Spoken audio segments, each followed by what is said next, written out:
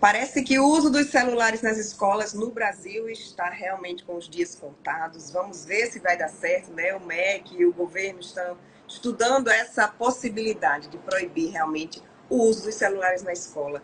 Débora Sampaio, especialista em dependência digital, né, Débora? Lida direto com os adolescentes. Qual a sua opinião sobre isso?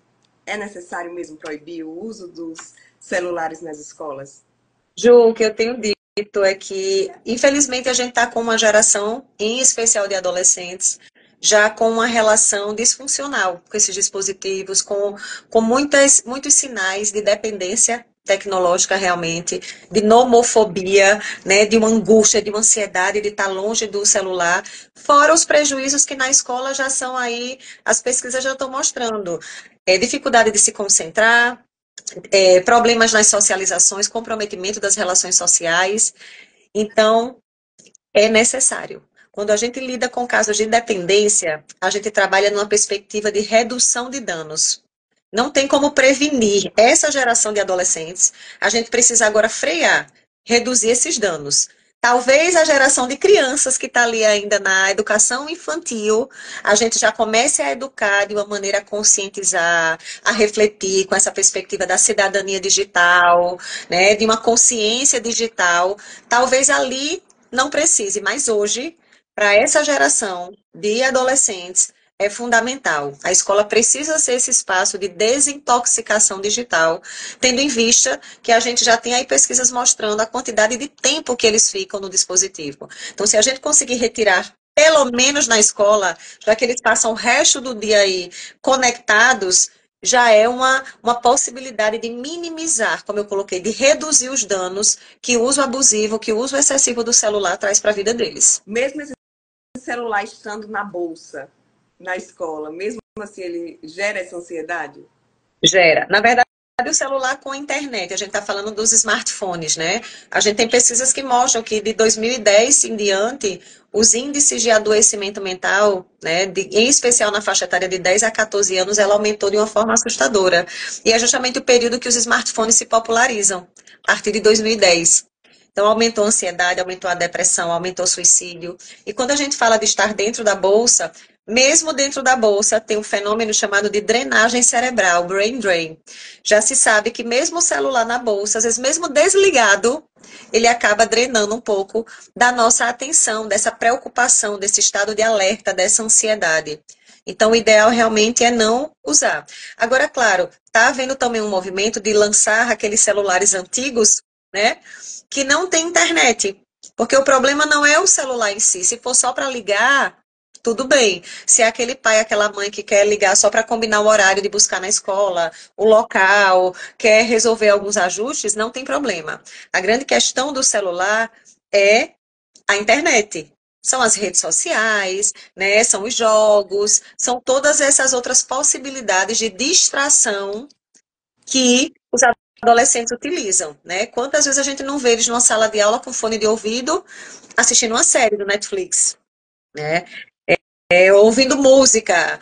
Então, assim, a grande questão é realmente a internet. São as distrações que existem dentro dessa possibilidade. O celular só para ligar, não. A gente vê, quando a gente vê matérias, postagens sobre esse assunto, tem muitos pais que são contra e fica aquele embate, né? Uns são contra, outros são a favor. O que é que você diria para esses pais que são contra essa proibição do celular na escola?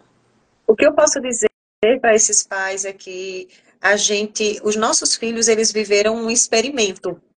O fato deles terem tido acesso a esses smartphones, esses celulares com internet, a gente não tinha ainda noção das consequências, dos impactos que isso poderiam ter nessa etapa, nessa janela do desenvolvimento que eles estão vivendo. Então, é algo que hoje a gente já tem estudos que provam os impactos tanto na saúde física, em relação à alteração no sono, em relação a problemas de postura, né, problemas na cervical, porque está muito tempo com a cabeça baixa, problemas de motricidade, né, crianças, quanto mais cedo esse acesso, quanto mais precoce, mais prejuízo, prejuízos na linguagem. No caso dos adolescentes, a gente vê questões de transtornos alimentares, essa coisa da imagem, né, da preocupação excessiva com a imagem.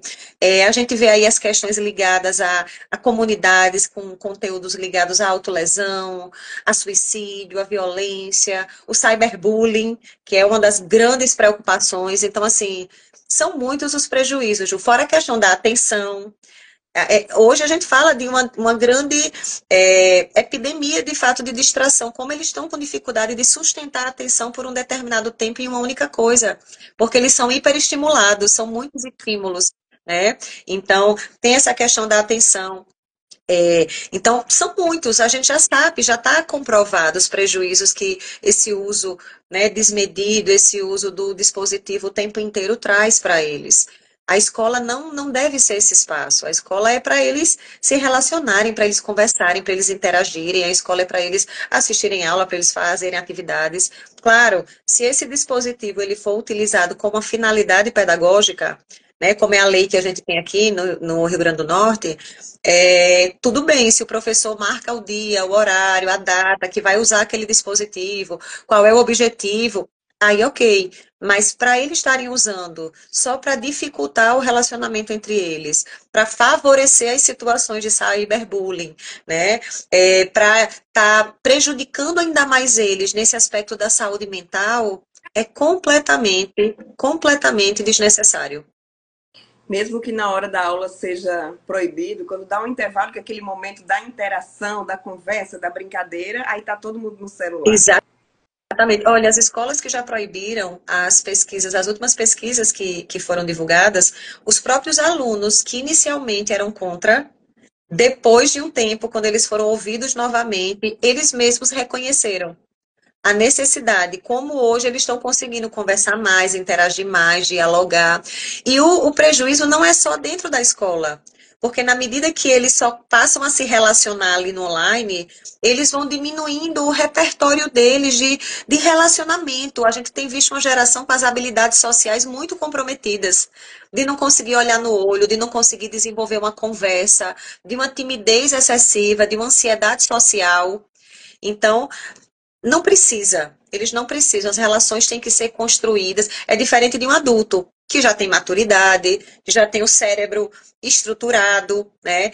A gente tem que lembrar que criança e adolescente, eles estão ainda em desenvolvimento. Eles ainda estão num processo de maturação cerebral, física, psicológica, e que o uso do celular, ele vai comprometendo muitas das funções, né, desse desenvolvimento. Então vamos nos dar as mãos e pelo bem dos nossos filhos, pelo bem dos nossos jovens, pelo futuro do mundo, que a gente consiga, né, Sem impedir que o dúvida. celular entre na escola. Obrigada, Isso, Débora. nós já estamos atrasados. Isso já era para ter acontecido. Né? Que bom que agora está havendo esse movimento, é um movimento mundial. É um movimento que vem da Europa, né? E que assim, que vários países já estão aderindo e que a gente agora tá. Alguns estados foram aderindo, algumas cidades, né? Individualmente, mas agora a gente está vendo esse movimento do Ministério da Educação, um movimento do país como um todo preocupado com essa questão e que é fundamental. Não tenham dúvida disso.